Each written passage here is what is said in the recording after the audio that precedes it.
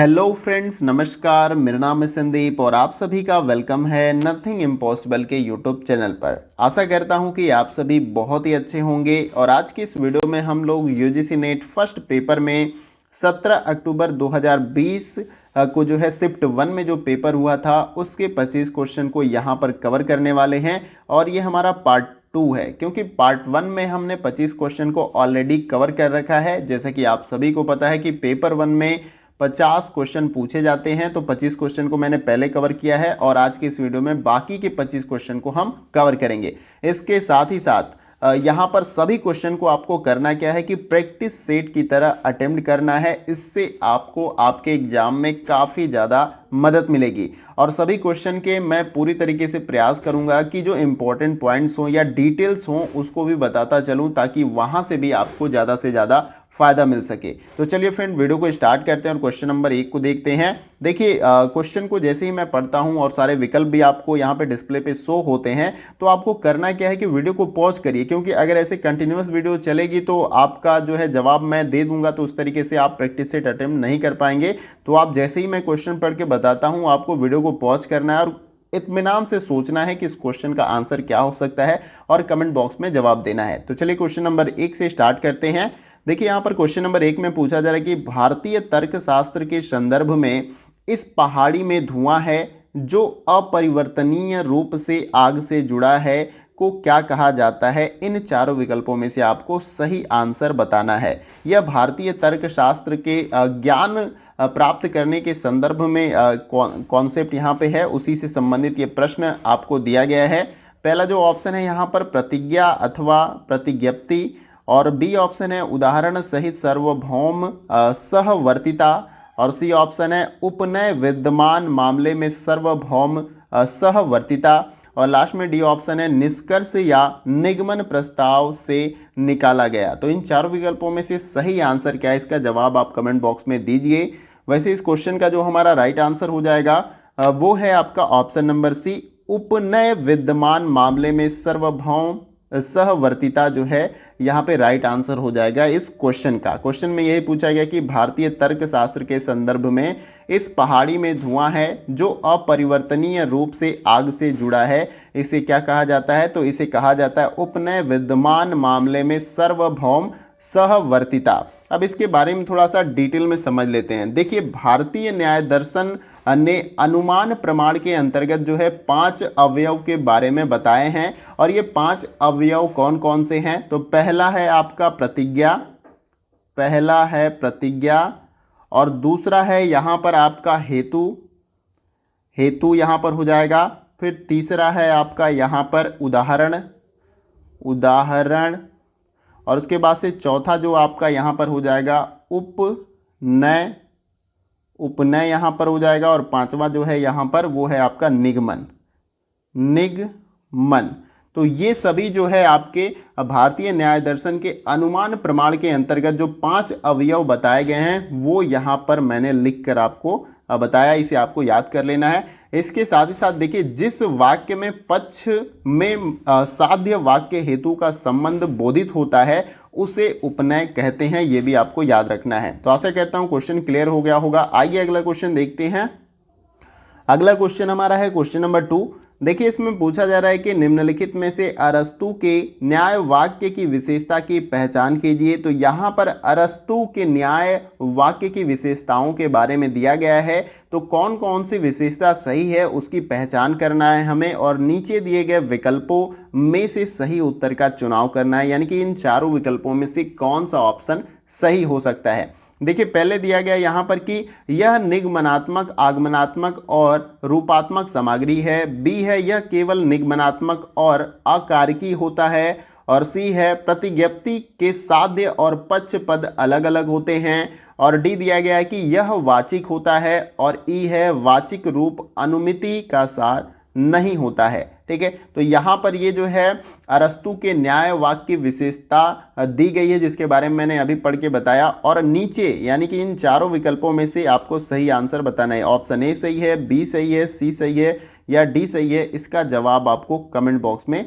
देना है। देखिए, इस क्वेश्चन का जो हमारा राइट आंसर हो जाएगा वो है आपका ऑप्शन नंबर सी, यहाँ पर राइट आंसर हो जाएगा बी। और उसके बाद से सी और डी जो है ऑप्शन आपका सही हो जाएगा। न्याय वाक्य, अरस्तु के न्याय वाक्य की विशेषता जो है कौन है, यहाँ पर यह केवल निगमनात्मक और अकारकी होता है। और फिर सी जो है प्रतिज्ञप्ति के साध्य और पक्ष पद अलग अलग होते हैं। और डी है यह वाचिक होता है। तो ये तीनों जो है अरस्तु के न्याय वाक्य की विशेषता हैं, इसे आपको याद रखना है। अब इसके बारे में थोड़ा सा समझ लेते हैं। देखिए अरस्तु ने अपने न्याय वाक्य को परिभाषित करते हुए कहा है कि न्याय वाक्य वह शास्त्रार्थ है जिसमें कुछ बातें सत्य मान लेने के बाद इसमें से कुछ नई तथा भिन्न बात की उत्पत्ति हो जाती है। ठीक है, इसे आपको याद रखना है। इसके बाद से वो बताते हैं कि अरस्तु का न्याय वाक्य निगमनात्मक विधि पर आधारित है जहां सूक्ष्म से स्थूल की ओर जाया जाता है। निगमनात्मक विधि में क्या होता है, सामान्य से विशेष की तरफ, सूक्ष्म से स्थूल की ओर जाया जाता है। जैसे एग्जाम्पल एक है, आप इससे भी समझ सकते हैं कि सभी मनुष्य मरणशील हैं और सुकरात एक मनुष्य है और सुकरात मरणशील है। यानी सुकरात जो है एक समय आएगा, एज आएगी, एक आयु आएगी जहां पर वो मृत्यु को जो है प्राप्त कर लेगा। यानी कि यहाँ पे सभी मनुष्य मरणशील है। तो यहाँ पे सूक्ष्म से स्थूल की तरफ बताया जा रहा है। तो आशा करता हूँ कि यहाँ आपको जो कुछ भी मैंने बताया वो अच्छे से क्लियर हो गया होगा। आइए अगला क्वेश्चन देखते हैं। अगला क्वेश्चन हमारा है क्वेश्चन नंबर 3। देखिए इसमें पूछा जा रहा है कि जब मध्य पद साध्य पद से सकारात्मक और नकारात्मक दोनों रूप में संबंधित होता है तो अनुमिति क्या कहलाती है। इन चारों विकल्पों में से आपको बताना है। पहला जो यहाँ पर विकल्प दिया गया कि सह अस्तित्व की समरूपता पर आधारित, बी ऑप्शन है केवला न्यायी, यहाँ पर बी ऑप्शन मैंने आपको बताया केवल लान्वयी, और सी है केवल व्यक्ति रेखी, और डी ऑप्शन है अन्वय व्यक्ति रेखी। तो इन चारों विकल्पों में से आपको सही आंसर बताना है कि कौन सा ऑप्शन इस क्वेश्चन का सही आंसर होगा। तो देखिए इस क्वेश्चन का जो हमारा राइट आंसर हो जाएगा वो है आपका ऑप्शन नंबर डी। यहाँ पे अन्वय व्यक्ति रेखी जो है आपका सही आंसर है इस क्वेश्चन का। तो इस क्वेश्चन के बारे में थोड़ा सा डिटेल में जान लेते हैं। तो देखिए जब मध्य पद साध्य पद से सकारात्मक और नकारात्मक दोनों रूप से संबंधित होता है तो अन्वय व्यक्ति रेखी अनुमिति कहलाती है। यह न्याय के अंतर्गत ज्ञान को जानने का एक साधन होता है और हेतु तथा साध्य का एक साथ किसी उदाहरण में मिलन अन्वय कहलाता है। ये ध्यान रखिएगा कि हेतु तथा साध्य का एक साथ किसी उदाहरण में मिलन जो है अन्वय कहलाता है, जबकि दोनों का अभाव व्यक्ति रेखी कहलाता है। अगर दोनों का अभाव है तो यह व्यक्ति रेखी कहलाता है और यह अन्वय विधि का द्विगुणित प्रयोग होता है। इसे खोज की अपेक्षा सिद्ध की विधि भी कहा जाता है। उदाहरण के लिए आप इस प्रकार से समझ सकते हैं कि पानी से होने वाला ज्वार वहाँ होता है जहाँ दलदल रहता है और जहाँ दलदल नहीं रहता है वहाँ ज्वार नहीं रहता है। अतः यहाँ पर ज्वार का कारण दलदल का होना है। तो इस प्रकार से आप इसको समझ सकते हैं। तो आशा करता हूँ क्वेश्चन आपको क्लियर हो गया होगा। आइए अगला क्वेश्चन देखते हैं। अगला क्वेश्चन हमारा है क्वेश्चन नंबर 4।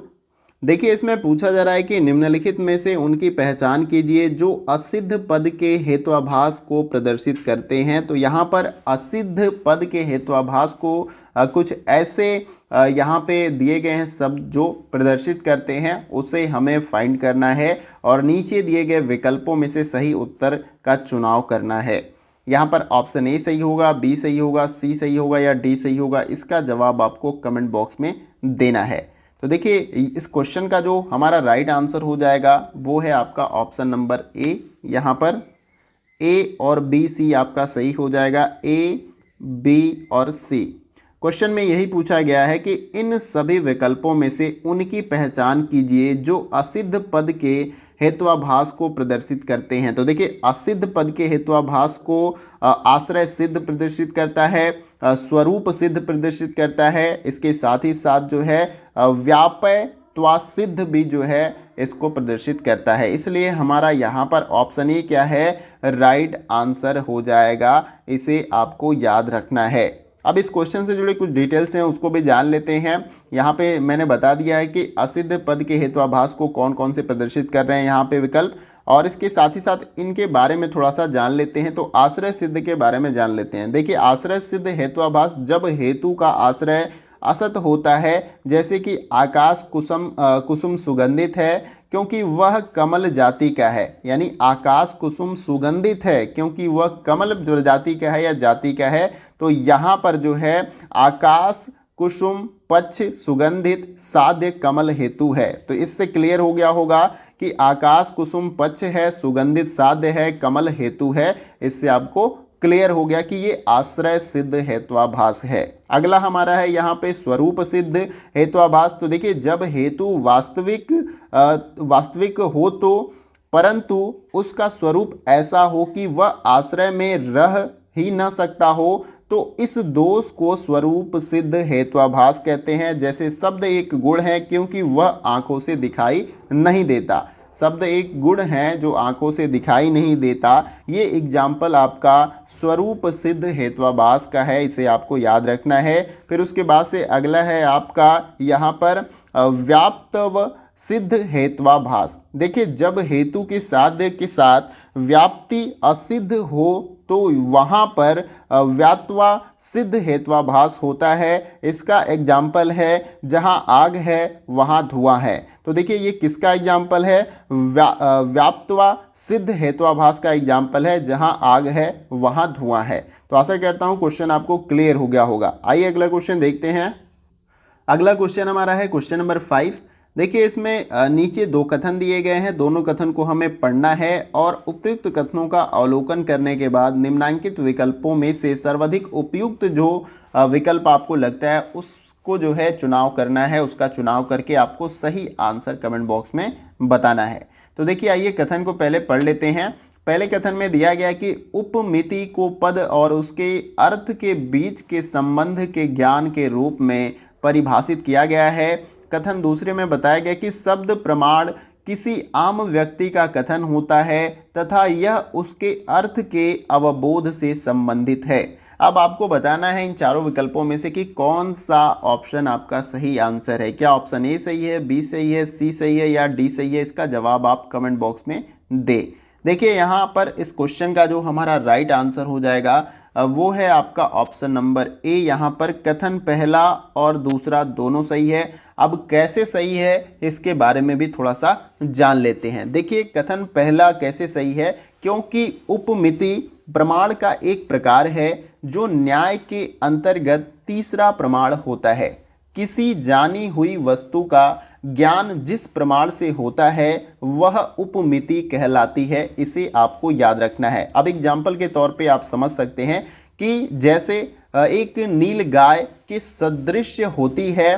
किसी के मुंह से यह सुनकर जब हम जंगल में नील गाय को देखते हैं तब त्वरित ही यानी कि तुरंत ही हमें ज्ञान होता है कि वह नील गाय है। इससे प्रतीत होता है कि किसी वस्तु का उसके नाम के साथ संबंध ही उपमिति ज्ञान का विषय है। तो आशा करता हूं कि आपको कथन क्लियर हो गया होगा, कथन पहला। अब कथन दूसरे के बारे में थोड़ा सा जान लेते हैं। देखिए, क्योंकि न्याय के अंतर्गत चौथा प्रमाण शब्द को माना गया है जिसमें कहा गया है कि आप्तोपदेश अर्थात आप्त पुरुष का वाक्य शब्द प्रमाण है, जैसे कि श्रीमद् भागवत गीता। तो यहाँ पर आपका यही कथन में दिया गया कि शब्द प्रमाण किसी आम व्यक्ति का कथन होता है तथा यह उसके अर्थ अवबोध से संबंधित होता है, जिसको मैंने यहाँ पर क्लियर किया। तो आशा करता हूँ कि ये क्वेश्चन भी आपको क्लियर हो गया होगा। अगर किसी भी क्वेश्चन को लेकर डाउट हो तो कमेंट बॉक्स में पूछ सकते हैं। आइए अगला क्वेश्चन देखते हैं। अगला क्वेश्चन हमारा है क्वेश्चन नंबर 6। देखिए, इसमें पूछा जा रहा है कि निम्नलिखित में से कौन सा कथन कंप्यूटर के संबंध में सही है। तो यहाँ पे 4 विकल्प दिए गए हैं कंप्यूटर के संबंध में और आपको बताना है कि कौन सा कथन जो है हमारा सही हो जाएगा। पहला दिया गया कि सॉफ्टवेयर को रैम से द्वितीयक स्टोरेज में लोड किया जाता है और तत्पश्चात CPU द्वारा क्रियान्वित किया जाता है। बी दिया गया कि सॉफ्टवेयर को द्वितीयक स्टोरेज से रैम में लोड किया जाता है और तत्पश्चात CPU द्वारा क्रियान्वित किया जाता है। और सी जो दिया गया है कि सॉफ्टवेयर को द्वितीयक स्टोरेज से रैम में लोड किया जाता है और तत्पश्चात मदरबोर्ड द्वारा क्रियान्वित किया जाता है, और डी है सॉफ्टवेयर को रैम से द्वितीयक स्टोरेज में लोड किया जाता है और तत्पश्चात मदरबोर्ड द्वारा क्रियान्वित किया जाता है। तो इन चारों विकल्पों में से सही आंसर क्या है आपको कमेंट बॉक्स में बताना है।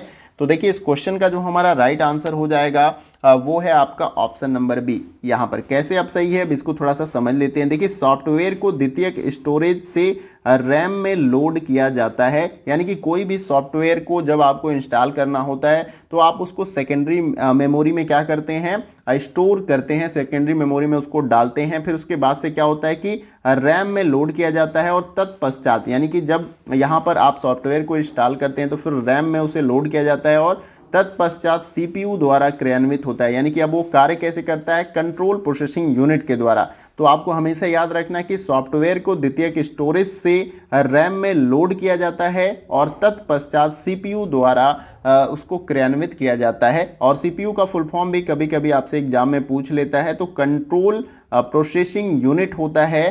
तो सॉरी, यहाँ पे जो सीपीयू का फुल फॉर्म होता है वो सेंट्रल प्रोसेसिंग यूनिट होता है, इसे आपको याद रखना है। बाय मिस्टेक मैंने बोल दिया, ठीक है। सीपीयू का फुल फॉर्म क्या है, सेंट्रल प्रोसेसिंग यूनिट। और यहाँ पर इस क्वेश्चन का जो है सही आंसर आपका ऑप्शन नंबर बी हो जाएगा, ठीक है। और यहाँ पे जो रैम का भी फुल फॉर्म आपसे पूछ लिया जाता है तो इसका फुल फॉर्म होता है रैंडम एक्सेस मेमोरी, और रोम का फुल फॉर्म भी पूछा जाता है आपसे तो रीड ओनली मेमोरी इसका फुल फॉर्म होता है। इन तीनों का फुल फॉर्म आपको याद रखना है। तो आशा करता हूं क्वेश्चन आपको क्लियर हो गया होगा। आइए अगला क्वेश्चन देखते हैं। अगला क्वेश्चन हमारा है क्वेश्चन नंबर 7। देखिए इसमें पूछा जा रहा है कि नीचे दो कथन दिए गए हैं, दोनों कथन को हमें पढ़ना है और उपयुक्त कथनों का अवलोकन यहाँ पर करने के बाद जो है आपको सही आंसर जो है इन चारों विकल्पों में से बताना है, ठीक है। तो पहले कथन को पढ़ लेते हैं और आप भी वीडियो को पॉज करके कथन को अच्छे से पढ़िए, फिर अपना सही आंसर कमेंट बॉक्स में देने का प्रयास करिए। कथन पहले में दिया गया कि स्वयं भारत सरकार की एक पहल है जिसका उद्देश्य नागरिकों को सामर्थ्य अनुसार और गुणवत्ता परक शिक्षा मुहैया कराना है, ठीक है। फिर कथन दूसरे में दिया गया है कि स्वयं का उद्देश्य किशोरियों के बीच शिक्षा और स्वास्थ्य को बढ़ावा देना है। अब आपको बताना है कि क्या ऑप्शन ए सही है, बी सही है, या सी सही है, या डी सही है। इसका जवाब आपको कमेंट बॉक्स में देना है, ठीक है। इस क्वेश्चन का जो हमारा राइट आंसर हो जाएगा वो है आपका ऑप्शन नंबर सी जो है हमारा राइट आंसर हो जाएगा इस क्वेश्चन का। कथन पहला सत्य है किंतु कथन दूसरा गलत है। अब कैसे, इसके बारे में थोड़ा सा जान लेते हैं। देखिए यहाँ पर ये सही है कथन पहला और दूसरा आपका गलत है। तो स्वयं जो है आपका एक ऑनलाइन प्लेटफॉर्म है जहाँ पर 24/7 यानी 24/7 यानी कि आपके 24 घंटे और हफ्ते के 7 दिन कोई भी विद्यार्थी पढ़ाई कर सकता है इस प्लेटफॉर्म के माध्यम से, ठीक है। इस प्लेटफॉर्म को शिक्षा मंत्रालय के अंतर्गत अखिल भारतीय तकनीकी शिक्षा परिषद द्वारा माइक्रोसॉफ्ट के सहयोग से बनाया गया और यह सभी विद्यार्थियों के लिए 9वीं कक्षा से लेकर स्नातकोत्तर तक के कोर्सेज स्वयं पोर्टल के माध्यम से उपलब्ध कराता है, ठीक है। इसे याद रखना है आपको, बहुत ही इंपॉर्टेंट है। ये जो है 9वीं कक्षा से लेकर स्नातकोत्तर के कोर्सेज स्वयं पोर्टल के माध्यम से उपलब्ध कराता है और इसका उद्देश्य नागरिकों को सामर्थ्य अनुसार और गुणवत्ता परक शिक्षा उपलब्ध कराना है। तो इससे आपको कंफर्म हो गया कि कथन पहला कैसे सही है। अब दूसरा देखिए यहाँ पर कि बताया गया कि स्वयं का उद्देश्य किशोरियों के बीच शिक्षा और स्वास्थ्य को बढ़ावा देना। ऐसा नहीं है, यहाँ पर बताया गया है कि जिसका उद्देश्य नागरिकों को, यानी कि पर्टिकुलर किसी एक व्यक्ति को नहीं, सभी नागरिकों की यहाँ पर बात हो रही है। जबकि कथन दूसरे में बताया गया कि बस किशोरियों को, ठीक है, किशोरियों को नहीं, सभी व्यक्तियों को। इसलिए ये आपका गलत है और ऑप्शन सी आपका राइट आंसर हो जाएगा। आइए अगला क्वेश्चन देखते हैं। अगला क्वेश्चन हमारा है क्वेश्चन नंबर 8। देखिए इसमें पूछा जा रहा है कि नीचे दो कथन दिए गए हैं, एक को अभिकथन ए और दूसरे को तर्क आर कहा गया है।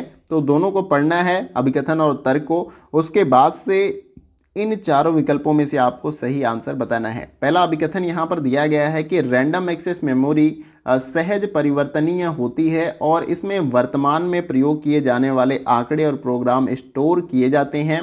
तर्क में क्या बताया गया है कि रैम एक स्टोरेज माध्यम है जिसमें इसके विषय वस्तु बिजली आपूर्ति बाधित हो जाने के बाद भी बने रहते हैं।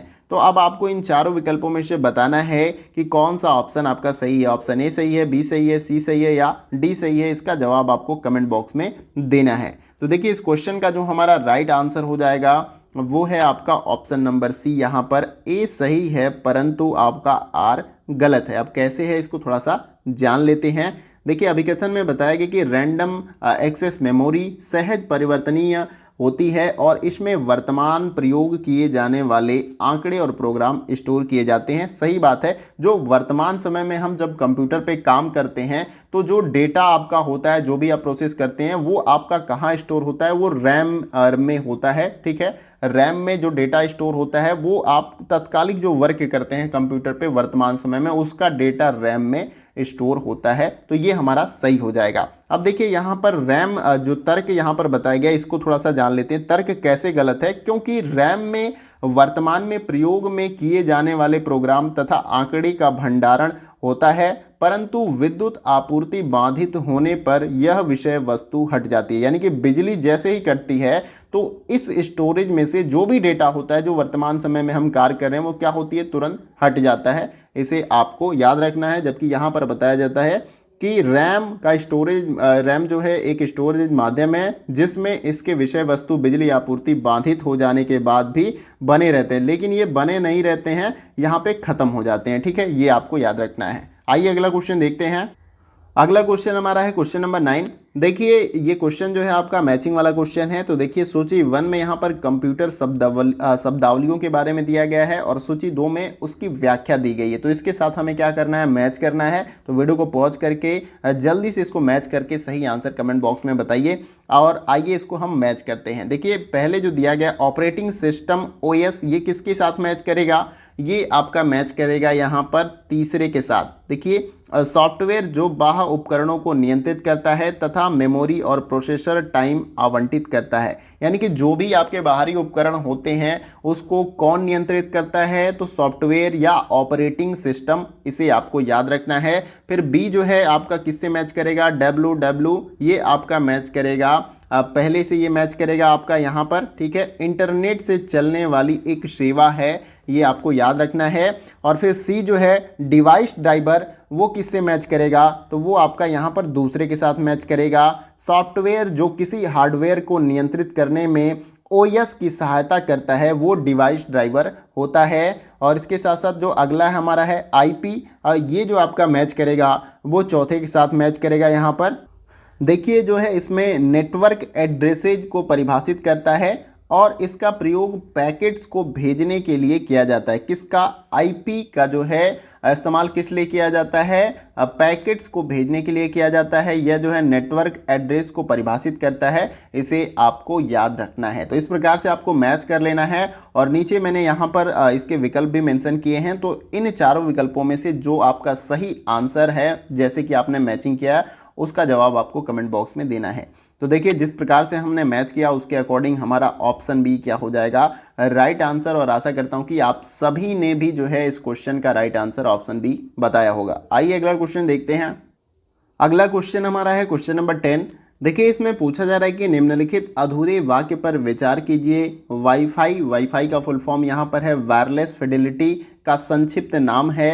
यह लैन अथवा इंटरनेट से जुड़ने में परिकलन को सक्षम बनाने हेतु कम दूरी के यहाँ पे डैश डैश आपका है डॉट डॉट का प्रयोग करने वाले, फिर यहाँ पे गैप पे क्या होगा का यहाँ पर समुच्चय है। ठीक है, निम्नलिखित सूची में से क्रमानुसार सही शब्दों का चयन करके उपयुक्त वाक्य को पूरा करें।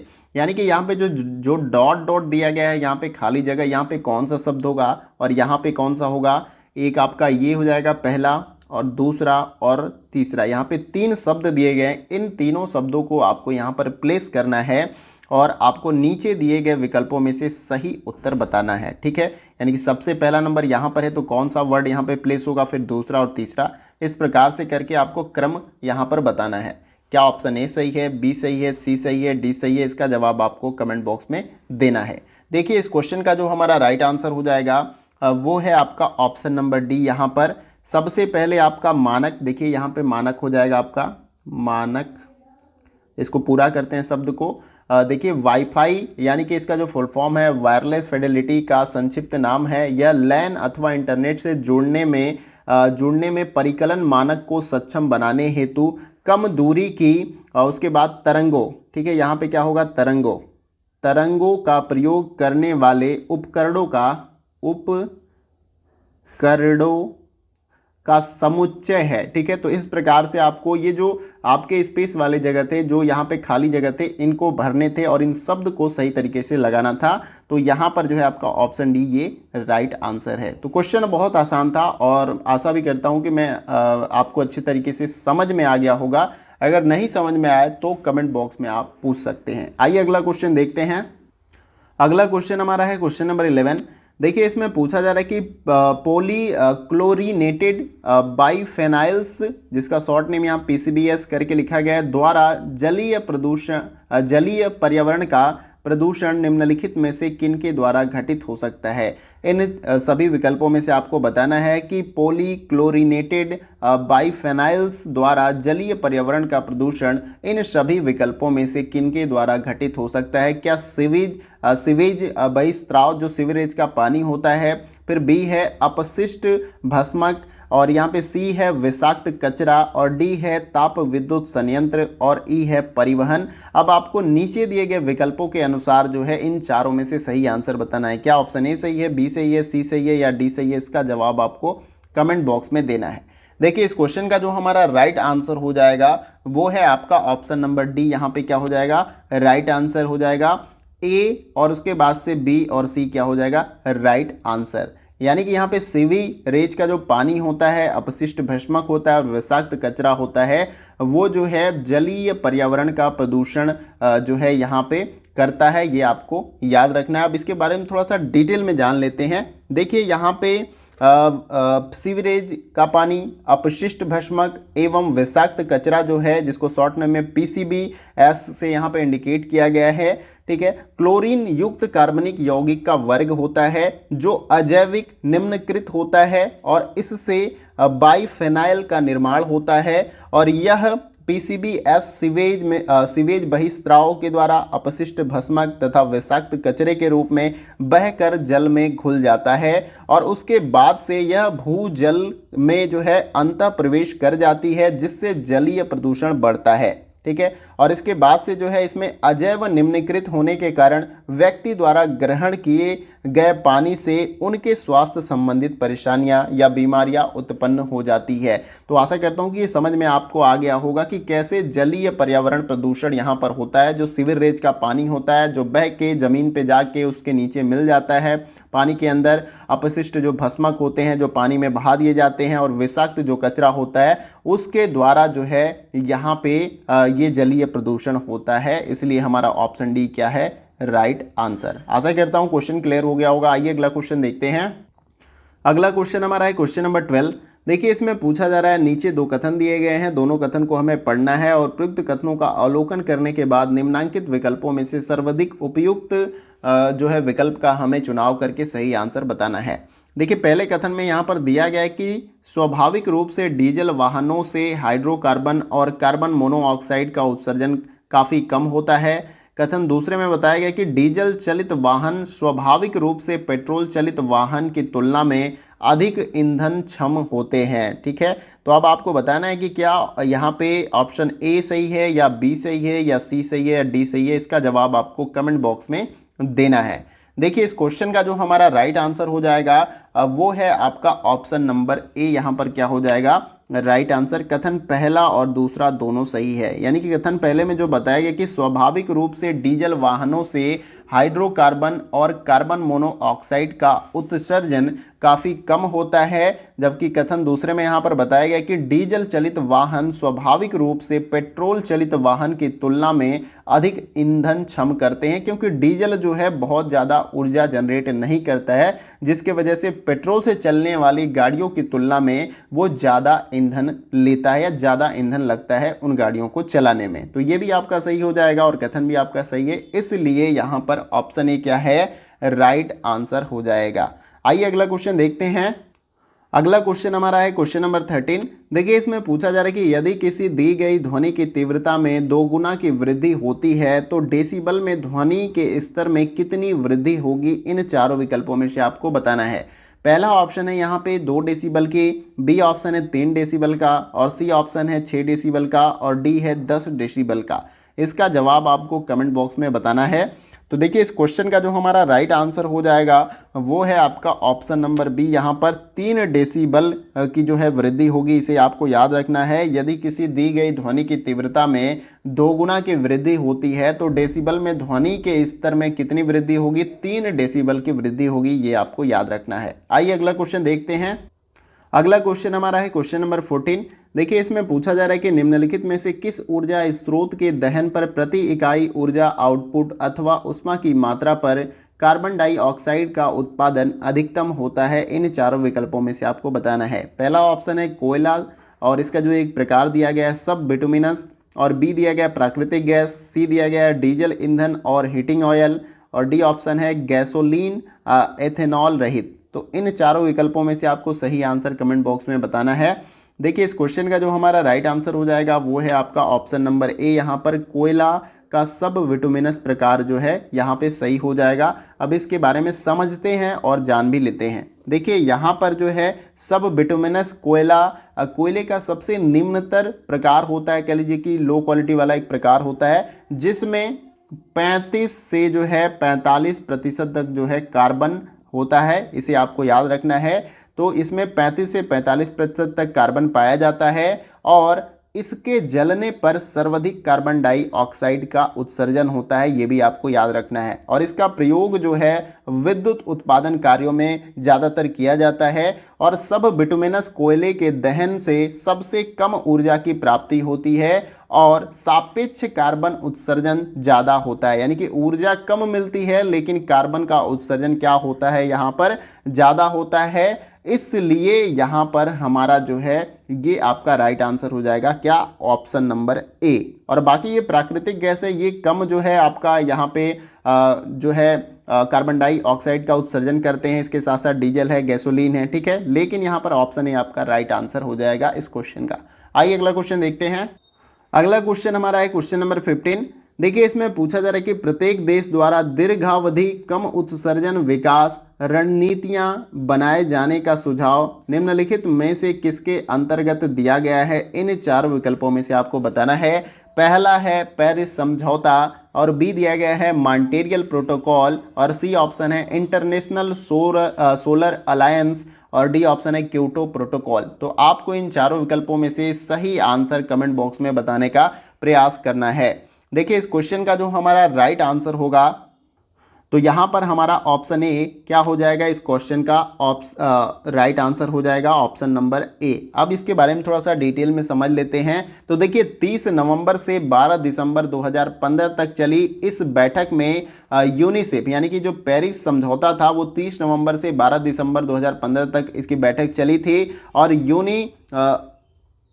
यहाँ पर यूनिफेस के 196 पक्ष पेरिस में एकत्रित हुए तथा वैश्विक ग्रीन हाउस गैस उत्सर्जन को कम करने के उद्देश्य से जलवायु परिवर्तन पर एक नए वैश्विक समझौते पर सहमति बनाई। यानी कि 196 यहाँ पे देशों के लोग जो है शामिल हुए, प्रतिनिधि शामिल हुए, और किस पर सहमत हुए, यहाँ पे ग्रीन हाउस गैस उत्सर्जन को कम करने के उद्देश्य से जलवायु परिवर्तन पर एक नए वैश्विक समझौते पर इन्होंने सहमति बनाई। इसके अलावा पेरिस समझौते में प्रत्येक 5 वर्ष में उत्सर्जन में कटौती के लिए प्रत्येक देश के योगदान की समीक्षा करने की आवश्यकता का भी उल्लेख किया जाता है। ठीक है, और यहाँ पे देखिए इसको याद रखिएगा, यूएन, यहाँ पे ये जो यूनिफेस है इसका जो फुल फॉर्म है ये आपको याद रखना है। इसका जो फुल फॉर्म है यहाँ पर United nation framework convention on climate change जो है इसका फुल फॉर्म है,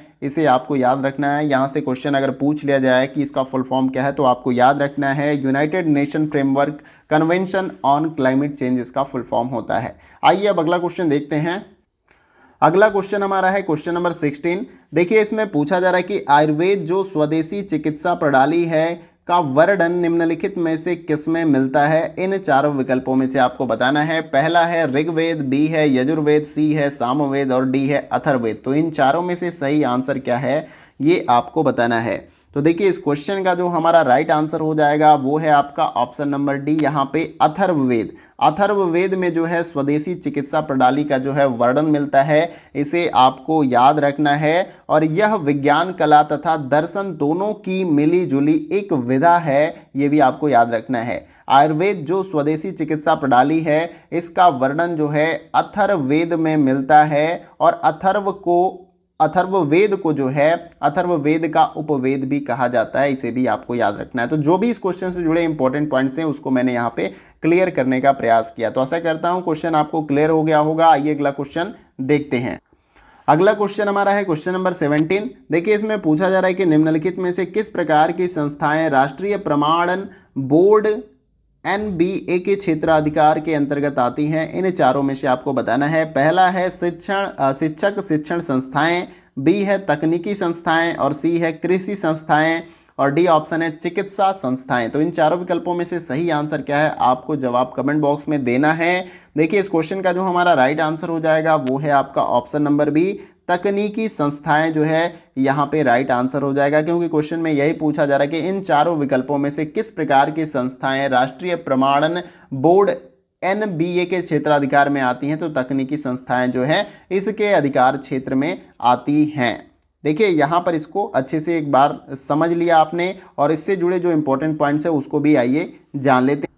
देखिए यहाँ पर राष्ट्रीय प्रमाणन बोर्ड NBA अखिल भारतीय तकनीकी शिक्षा परिषद के अंतर्गत स्थापित की गई थी सेक्शन 10U के तहत। ठीक है, यह एक प्रमाणन संस्थान है और यह विभिन्न शैक्षिक संस्थाओं जैसे कि वास्तुकला, प्रौद्योगिकी, प्रबंधन संबंधी विषयों में गुणात्मकता का सुनिश्चित आकलन करता है। यानी इसका क्या काम है? वास्तुकला, प्रौद्योगिकी, प्रबंधन संबंधी विषयों में गुणात्मकता का सुनिश्चित आकलन करना किसका काम है? यहाँ पर अखिल भारतीय तकनीकी शिक्षा परिषद का, इसे आपको याद रखना है। यहाँ पे शॉर्ट नेम में NBA भी दिया गया है। आइए अगला क्वेश्चन देखते हैं।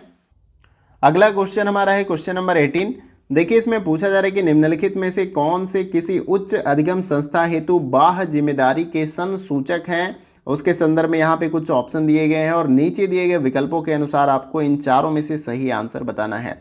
देखिए पहला दिया गया है कि शिक्षकों के व्यावसायिक विकास हेतु प्रावधान, बी है पुस्तकालय और तकनीकी संसाधनों के उपयोग की पद्धति, और सी है पाठ्यक्रमों का सामाजिक जरूरतों के संगत होना, और डी ऑप्शन है यहाँ डी दिया गया है सार्वजनिक परीक्षाओं में विद्यार्थियों का प्रदर्शन, और ई है उत्तीर्ण विद्यार्थियों की नियोजन पद्धति। अब इनको पढ़ने और जानने के बाद नीचे दिए गए विकल्पों में से यानी कि option A, B, C, D में से कौन सा ऑप्शन आपका राइट होगा उसको जो है आपको कमेंट बॉक्स में बताना है। तो देखिए इस क्वेश्चन का जो हमारा राइट आंसर हो जाएगा ऑप्शन नंबर सी आपका यहाँ पर राइट आंसर हो जाएगा। सी, डी और ई, सी, डी और ई क्या हो जाएगा आपका राइट आंसर हो जाएगा इस क्वेश्चन का। अब देखिए इसके बारे में थोड़ा सा जान लेते हैं। उच्च अधिगम संस्था शिक्षार्थी केंद्रित होती है जहां विद्यार्थियों के अवधारणात्मक विकास के साथ उनके नियोजन पर भी बल दिया जाता है, और इसके साथ ही जिम्मेदारियों के संदर्भ में पाठ्यक्रम इस तरह बनाया जाता है कि विद्यार्थी की उसकी सामाजिक जरूरतों को पूरा किया जा सके, और इसके साथ ही साथ बाह्य जिम्मेदारियों में संस्थान शिक्षार्थी में गुणात्मक बदलावों को निरूपित करता है तथा व्यवहारिक जीवन से उन्हें जोड़ने का प्रयास करता है। ठीक है, यहाँ पे पहला जो है आपका राइट है, पाठ्यक्रमों का सामाजिक जरूरतों के साथ जो है संगत होना, और सार्वजनिक परीक्षाओं में विद्यार्थियों का प्रदर्शन, और उत्तीर्ण विद्यार्थियों की नियोजन पद्धति, ये सभी जो है उच्च अधिगम संस्था हेतु बाह्य जिम्मेदारी के संसूचक होते हैं। इसलिए हमारा ऑप्शन सी क्या है राइट आंसर इस क्वेश्चन का। आइए अगला क्वेश्चन देखते हैं। अगला क्वेश्चन हमारा है क्वेश्चन नंबर 19। देखिए इसमें पूछा जा रहा है कि किसी विश्वविद्यालय के किस सांविधिक निकाय के पास अध्ययन कार्यक्रमों और पाठ्यक्रमों की औपचारिक अनुमोदन देने की शक्ति होती है? इन चारों विकल्पों में से आपको बताना है। ठीक है, तो देखिए यहाँ पे पहला जो ऑप्शन है सीनेट है, बी ऑप्शन है सिंडिकेट है, और सी ऑप्शन है विदत्त परिषद है, और डी ऑप्शन है बोर्ड ऑफ स्टडीज है। तो इन चारों विकल्पों में से सही आंसर क्या है उसका जवाब आपको कमेंट बॉक्स में बताना है। देखिए इसका जो राइट आंसर हो जाएगा वो है आपका ऑप्शन नंबर सी, विदित परिषद। अब इसके बारे में जान लेते हैं। देखिए किसी भी विश्वविद्यालय के विदित परिषद नामांकन सांविधिक निकाय के पास अध्ययन कार्यक्रमों और पाठ्यक्रमों को औपचारिक अनुमोदन देने की शक्ति होती है पूर्ण रूप से। विदित परिषद यानी कि जो एकेडमिक काउंसिल होती है, विदित परिषद का मतलब होता है एकेडमिक काउंसिल, सभी शैक्षणिक मामलों के लिए जिम्मेदार होती है, जैसे कि अकादमिक नीति के निर्धारण एवं विनियम आदि में। और इस परिषद में सभी स्तरों के संकाय भागीदार होते हैं। इसके साथ ही साथ इसमें सरकार के प्रतिनिधि तथा बाहरी विषय विशेषज्ञ भी शामिल होते हैं। और परिषद द्वारा किया गया निर्णय अन्य वैधानिक निकायों द्वारा अनुसमर्थन के अधीन नहीं होता है, इसे आपको याद रखना है। तो यहाँ पर जो है आपका विदित परिषद यानी कि एकेडमिक काउंसिल, इस क्वेश्चन का हमारा क्या हो जाएगा, राइट आंसर। आइए अगला क्वेश्चन देखते हैं। अगला क्वेश्चन हमारा है क्वेश्चन नंबर 20। देखिए इसमें पूछा जा रहा है कि निम्नलिखित में से कौन से निष्पादन मूल्यांकन प्रणाली के उद्देश्य हैं, और उसके संदर्भ में यहाँ पे कुछ ऑप्शन दिए गए हैं और नीचे दिए गए विकल्पों के अनुसार इन चारों विकल्पों में से आपको सही आंसर बताने का प्रयास करना है। देखिए पहला जो यहाँ पर दिया गया कि किसी कर्मचारी को उसके सकारात्मक एवं नकारात्मक पक्षों का पता लगाने में उसकी सहायता करना। बी ऑप्शन है वांछनीय संगठनात्मक आचार के, देखिए यहाँ पे टाइप में थोड़ा सा मिस्टेक है, ठीक है, वांछनीय संगठनात्मक आचार के सृजन में सहायता करना यहाँ पर आगे होना चाहिए, ठीक है, ये टाइप में मिस्टेक है, इसको थोड़ा सा आप यहाँ पे समझ लीजिएगा। फिर अगला जो यहाँ पे नई भूमिकाओं हेतु प्रेरित व प्रशिक्षित करने के प्रयोजनार्थ लोगों की पहचान में सहायता करना। और डी है ठीक से काम करने वाले और ठीक से काम नहीं करने वालों के बीच विभेद करने में सहायता करना। और ई है प्रशिक्षुओं को व्यवस्था की खामियों को समझने में समर्थ बनाना। अब इन चारों विकल्पों में से आपको सही आंसर बताना है कि निष्पादन मूल्यांकन प्रणाली का उद्देश्य क्या है। उद्देश्य के बारे में मैंने पढ़ के बता दिया और नीचे चार विकल्प में से आपको सही आंसर बताना है। देखिए इस क्वेश्चन का जो हमारा राइट आंसर हो जाएगा वो है आपका ऑप्शन नंबर ए, क्या हो जाएगा यहाँ पे राइट आंसर हो जाएगा, पहला है और उसके बाद से बी है और सी है। देखिए किसी कर्मचारी को उसके सकारात्मक एवं नकारात्मक पक्षों का पता लगाने में उसकी सहायता करना जो है निष्पादन मूल्यांकन प्रणाली का उद्देश्य होता है। और बी जो है वांछनीय संगठनात्मक आचार के सृजन में सहायता करना, यहाँ पे टाइप में मिस्टेक था जो मैंने बताया था, सृजन करना जो है निष्पादन मूल्यांकन प्रणाली का उद्देश्य होता है। और अगला जो है इसमें नई भूमिकाओं हेतु प्रेरित व प्रशिक्षित करने के प्रयोजनार्थ लोगों की पहचान में सहायता करना भी जो है निष्पादन प्रणाली, यहाँ पे निष्पादन मूल्यांकन प्रणाली का उद्देश्य है। इसलिए ऑप्शन ए हमारा क्या हो जाएगा यहाँ पे राइट आंसर। आइए अगला क्वेश्चन देखते हैं। अगला क्वेश्चन हमारा है क्वेश्चन नंबर 21। देखिए क्वेश्चन नंबर 21 से लेके क्वेश्चन नंबर 25 तक ये रीडिंग कॉम्प्रीहेंशन का क्वेश्चन है। इसमें एक गद्यांश आपको दिया जाएगा और इस गद्यांश से संबंधित 5 प्रश्न पूछे जाते हैं और इनका जवाब आप सभी को देना है। तो चलिए स्टार्ट करते हैं यहाँ पर क्वेश्चन नंबर 21 से। देखिए यहाँ पर पूछा जा रहा है कि लोगों के बीच विभिन्न प्रकार के संबंधों की परिणति निम्नलिखित में से किसमें होती है, इन चारों विकल्पों में से आपको बताना है। पहला है सामाजिक विविधता से, बी है सोपानिक ढांचा से, और सी ऑप्शन है समाज में शक्ति संतुलन से, और डी ऑप्शन है कमजोर और विनम्र की अधीनस्थता से। तो इन चारों में से सही आंसर क्या होगा उसे आपको कमेंट बॉक्स में बताना है। यहाँ पे देख सकते हैं गद्यांश दिया गया है, इसको पढ़ना है, फिर उसके बाद से आपको जवाब देना है। तो देखिए यहाँ पर पढ़ लेते हैं। गद्यांश यहाँ से स्टार्ट होता है कि हमारी ऊर्जा की सच्ची भूमिका व्यक्तिक शक्ति प्राप्त करना और हमेशा इससे कार्य संचालित करना है। आज अधिकारी अधीन, ग्राहक उपभोक्ता, सहकर्मी शिक्षक विद्यार्थी, पति पत्नी, माता पिता संतान, मित्र आदि संबंधों में अपनी व्यक्तिक शक्ति खो देते हैं। देखिए यहाँ पर इतना पढ़ने के बाद आपको सही आंसर समझ में आ रहा होगा। एक बात मैं बता दूं कि गद्यांश में आपके प्रश्नों का डायरेक्ट आंसर नहीं मिलेगा, थोड़ा सा आपको अपना माइंड लगाना पड़ेगा, उसके बाद से ही आपको सही आंसर मिलेगा। देखिए यहाँ पर यही क्वेश्चन में पूछा गया कि लोगों के बीच विभिन्न प्रकार के संबंधों की परिणति निम्नलिखित में से किसमें होती है। तो देखिए इसका जो सही जवाब है वो सोपानिक ढांचा से होती है, यानी कि कोई भी संबंध जो है एक सिस्टमेटिक ढांचा के तहत जो है जुड़ा हुआ है, और क्वेश्चन में यही पूछा जा रहा है कि इसकी परिणति क्या है, तो वो है सोपानिक ढांचा। आप देख सकते हैं यहाँ तक हमने गद्यांश पढ़ा तो यही स्पष्ट होता है। तो आशा करता हूँ कि आप सभी ने इस क्वेश्चन का सही आंसर ऑप्शन बी जो है कमेंट बॉक्स में बताया होगा। आइए अगला क्वेश्चन देखते हैं। अगला क्वेश्चन हमारा है क्वेश्चन नंबर 22। देखिए यहाँ पर पूछा जा रहा है कि किसी समाज में शक्ति संबंधों की प्रवृत्ति किस प्रकार की होती है। इन चारों विकल्पों में से आपको बताना है। पहला है लोगों द्वारा स्व उपलब्धि को चोट पहुँचाना, और बी ऑप्शन है लोगों की क्षमताओं में सुधार लाना, और सी ऑप्शन है आत्मसम्मान बढ़ाना, और डी ऑप्शन है पीड़ित की अपेक्षा अधिक संख्या में पीड़क का होना। तो अब इन चारों विकल्पों में से आपको सही आंसर कमेंट बॉक्स में बताना है। देखिए हमने गद्यांश को यहाँ तक पढ़ा था, इसके बाद से आपको पढ़ना है कि प्रायः इन संबंधों में एक पीड़क की भूमिका निभाता है तो दूसरा पीड़ित की भूमिका में होता है, लेकिन यह इन संबंधों की एक बड़ी कमजोरी है और यह लोगों की उनके वास्तविक स्वरूप में बने रहने की क्षमता और जीवन में इच्छा अनुकूल कार्य करने की स्थिति को नकारती है। तो देखिए यहाँ पर जो इस क्वेश्चन का आपका राइट आंसर जो है निकल कर आता है वो है आपका ऑप्शन नंबर ए। यहाँ पर क्या हो जाएगा, राइट आंसर हो जाएगा इस क्वेश्चन का। ऑप्शन नंबर ए क्या है यहाँ पर राइट आंसर इस क्वेश्चन का, लोगों द्वारा स्व उपलब्धि को चोट पहुंचाना जो है किसी समाज में शक्ति संबंधों की प्रवृत्ति होती है। इसे आपको याद रखना है। किसी समाज में शक्ति संबंधों की प्रवृत्ति क्या होती है, लोगों द्वारा स्व उपलब्धि को चोट पहुंचाना जो है प्रवृत्ति इसकी होती है। तो यहाँ पर ऑप्शन ए क्या हो जाएगा इस क्वेश्चन का राइट आंसर। आइए अगला क्वेश्चन देखते हैं। अगला क्वेश्चन हमारा है क्वेश्चन नंबर 23। देखिए इसमें पूछा जा रहा है कि समाज में व्यक्तिक शक्ति की हानि का कारण इन चारों विकल्पों में से क्या है। पहला है अन्नमय मानव संबंध, और बी है पीड़क व्यक्तियों की आक्रामकता, और सी है यहाँ पे पीड़ित व्यक्ति की कमजोरी, और डी ऑप्शन है समाज में शक्ति संघर्ष। तो इन चारों विकल्पों में से सही आंसर आपको कमेंट बॉक्स में बताना है।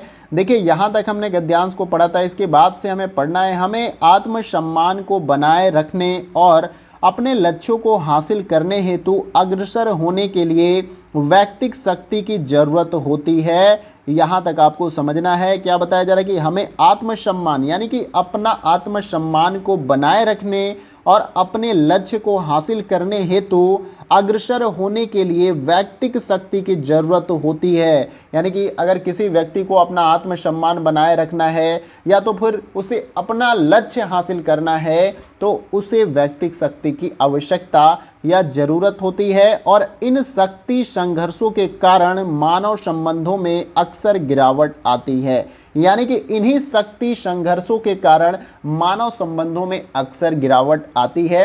आपको पता है कि कोई व्यक्ति बहुत अमीर हो जाता है, अचानक से गरीब है, चाहे वो जी तोड़ और हाथ तोड़ मेहनत करता है उसके बाद से वो अमीर बनता है, तो आप देखेंगे कि निचले तबके और वो जो अमीर व्यक्ति बना है उसके बीच में मतभेद स्टार्ट होना शुरू हो जाएगा, और यहीं से जो है समाज में शक्ति संघर्ष की शुरुआत होती है। और इस क्वेश्चन का जो आपका राइट आंसर हो जाएगा वो हो जाएगा समाज में शक्ति संघर्ष। यानी समाज में व्यक्तिक शक्ति की हानि का कारण क्या है, समाज में शक्ति संघर्ष जो है यहाँ पर व्यक्तिक शक्ति के हानि का कारण है। इसे आपको याद रखना है। आइए अगला क्वेश्चन देखते हैं। अगला क्वेश्चन हमारा है क्वेश्चन नंबर 24।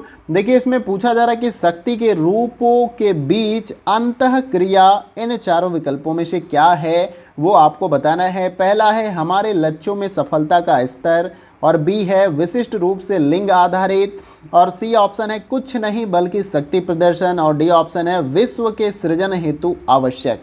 तो इन चारों विकल्पों में से आपको सही आंसर बताना है कि शक्ति के रूपों के बीच अंतः क्रिया क्या है। तो देखिए आपने जहां तक गद्यांश को पढ़ा था उसके बाद से आपको पढ़ना है यहाँ पर, तथा अंततः दोनों चाहे वह पीड़क हो या पीड़ित अपने व्यक्तिक शक्ति खो देते हैं, और व्यक्तिक शक्ति को पुरुष और नारी शक्ति के रूपों की अंतः क्रिया के प्रतिफल के रूप में देखा जा सकता है। ठीक है, यहाँ तक आपको अच्छे से समझना है कि क्या कहा जा रहा है। यहाँ पर बताया जा रहा है कि तथा अंततः दोनों, चाहे वह पीड़क हो या पीड़ित, अपनी व्यक्तिक शक्ति को खो देते हैं और व्यक्तिक शक्ति को पुरुष और नारी शक्ति के रूपों की अंतः क्रिया के प्रतिफल के रूप में देखा जा सकता है। तो क्वेश्चन में यहीं पर यही पूछा जा रहा है कि शक्ति के रूपों के बीच अंतः क्रिया जो है किस प्रकार से होती है। तो यहाँ पर आपका होता है विशिष्ट रूप से लिंग आधारित, जो कि यहाँ पर देख सकते हैं कि यहाँ पे व्यक्तिक शक्ति को पुरुष और नारी शक्ति के रूपों के अंतः क्रिया के प्रतिफल के रूप में देखा जा सकता है। इसलिए यहाँ पर ऑप्शन बी आपका राइट आंसर हो जाएगा। आइए अगला क्वेश्चन देखते हैं। अगला क्वेश्चन हमारा है क्वेश्चन नंबर 25। देखिए, इसमें पूछा जा रहा है कि इस गद्यांश का जोर निम्नलिखित में से किस संकल्पना पर है। इन चारों विकल्पों में से आपको बताना है। पहला है शक्ति संघर्ष का महत्व। क्वेश्चन में साफ साफ यही पूछा जा रहा है कि इस पूरे गद्यांश में किस संकल्पना पे जोर दिया जा रहा है, उसके बारे में पूछा जा रहा है। दूसरा है शक्ति के विभिन्न रूप और ढांचे, और सी ऑप्शन है समाज में शक्ति विभाजन की आवश्यकता, और डी ऑप्शन है सह अस्तित्व के हित में व्यक्तिक शक्ति का दोहन। तो इन चारों विकल्पों में से आपको सही आंसर बताना है। तो जहां तक आपने गद्यांश को पढ़ा था उसके बाद से आपको इसको गद्यांश को पढ़ना है। देखिए, यहाँ से हमको पढ़ना है कि विश्व में सुंदर उपस्थिति और सृजन हेतु शक्ति के पुरुष और नारी तत्व दोनों रूपों का सम्मान होना चाहिए और उनकी अभिव्यक्ति होनी चाहिए। हमें शक्ति के पुरुष और नारी स्वरूपों की विशेषताओं की और गहरी समझ हासिल करनी चाहिए। तो इतना पढ़ने के बाद आपको यह स्पष्ट हो रहा होगा कि यहाँ पर जो है सह अस्तित्व के हित में व्यक्तिक शक्ति का दोहन किस प्रकार से हो रहा है। पूरे गद्यांश में जो है इस पे जोर दिया जा रहा है, इस पे बल दिया जा रहा है। तो यहाँ पर ऑप्शन डी क्या हो जाएगा, आपका राइट आंसर हो जाएगा इस क्वेश्चन का। ठीक है, सह अस्तित्व के हित में व्यक्तिक शक्ति का दोहन, इसके ऊपर पूरे गद्यांश में जोर दिया जा रहा है। इसे आपको यहाँ पर समझना भी है और पूरे गद्यांश को आपको पढ़ने के बाद भी जो है ये क्लियर हो जाएगा कि पूरे गद्यांश में क्या पूछा जा रहा है या किस पे जोर दिया जा रहा है। ये क्वेश्चन जो है अंत में ये पूछ लिया जाता है पूरे गद्यांश का जो है समाकेतित रूप में कि ये क्या जो है पूरी तरीके से इंडिकेट करता है, किसके संदर्भ में यहाँ पर बात हो रही है। तो आशा करता हूँ कि इस क्वेश्चन का आंसर आप सभी ने जो है ऑप्शन डी बताया होगा कमेंट बॉक्स में, और उम्मीद करता हूँ कि जितने भी क्वेश्चन मैंने आपको यहाँ पर कराए इस वीडियो में जो है 25 क्वेश्चन मैंने आपको कंप्लीट कराए, और ये वीडियो आप सभी के एग्जाम के पॉइंट ऑफ व्यू से काफ़ी महत्वपूर्ण है। और इसके साथ ही साथ किसी क्वेश्चन को लेकर अगर आपको डाउट होता है, कोई भी क्वेश्चन समझ में नहीं आता है, तो कमेंट बॉक्स में पूछ सकते हैं। इसके साथ ही साथ किसी और टॉपिक पे अगर आपको वीडियो चाहिए तो उसके बारे में भी मुझे कमेंट बॉक्स में बता सकते हैं। और वीडियो कहीं से भी अच्छा लगे तो वीडियो को लाइक कर सकते हैं, वीडियो को शेयर करिए ताकि दूसरे दोस्तों को भी इस वीडियो से हेल्प मिल सके।